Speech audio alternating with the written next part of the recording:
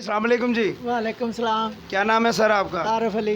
अरे भाई ਤੁਸੀਂ ਇਹ ਟਿਕਟੌਕ ਬੰਦ ਹੋ ਗਈ ਹੈ, ਲੋਕੀ ਬੜੇ ਪਰੇਸ਼ਾਨ ਹੈਗੇ ਨੇ ਤੇ ਕੀ ਕਹਿੰਦੇ ਹੋ ਇਸ ਬਾਰੇ ਵਿੱਚ? ਟਿਕਟੌਕ ਬੰਦ ਹੋਣੀ ਚਾਹੀਦੀ ਹੈ ਜਾਂ ਖੁੱਲਣੀ ਚਾਹੀਦੀ ਹੈ? ਹਕੂਮਤ ਦੇ ਫੈਸਲੇ ਦਾ ਤੁਸੀਂ ਕੀ ਰੱਦ ਅਮਲ ਕਰਦੇ? ਸਰ ਜਦੋਂ ਦਾ ਟਿਕਟੌਕ ਬੰਦ ਹੋਇਆ ਉਦੋਂ ਦੀ ਮੁਰਗੀ ਵੀ ਮਹਿੰਗੀ ਹੋ ਗਈ ਹੈ, ਮਹਿੰਗਾਈ ਜ਼ੋਰ ਤੇ ਆ ਗਈ ਹੈ। ਅੱਛਾ, ਮੁਰਗੀ ਮਹਿੰਗੀ ਹੋ ਗਈ ਹੈ? ਮੁਰਗੀ ਮਹਿੰਗੀ ਹੋ ਗਈ ਹੈ ਟਿਕਟੌਕ ਨਾਲ? ਟਿਕਟੌਕ ਤੇ ਨਾਲ। ਮੁਰਗੀ ਜਿਹੜੀ ਹੈ ਉਹ ਟਿਕਟੌਕ ਬਣਾਉਂਦੀ ਸੀ ਨਾ, ਮੇਰਾ ਖਿਆਲ ਹੈ। ਜ਼ਾਹਿਰ ਹੈ ਮੁਰਗੀ ਵੀ ਬਣਾਉਂਦੀ ਸੀ, ਹਰ ਬੰਦਾ ਹੀ ਬਣਾਉਂਦਾ ਸੀ, ਹਰ ਬੰਦਾ ਹੀ ਪਰੇਸ਼ਾਨ ਹੈ। ਮਹਿੰਗਾਈ ਨੇ ਹੋ ਗਿਆ। ਕਮਰ ਤੋੜ ਦਿੱਤੀ ਹੈ ਲੋਕਾਂ ਦੀ। ਅੰਡੇ ਤੇ ਮੁਰਗੀ ਅੰਡੇ ਦੇ ਰਹੀ ਹੈ ਕਿ ਨਹੀਂ ਦੇ ਰਹੀ? ਮੁਰਗੀ ਨੇ ਅੰਡੇ ਜ਼ਿਆਦਾ ਦੇਣੇ ਸ਼ੁਰੂ ਕਰਤੇ, ਅੰਡੇ ਮਹਿੰਗੇ ਹੋ ਗਏ ਨੇ।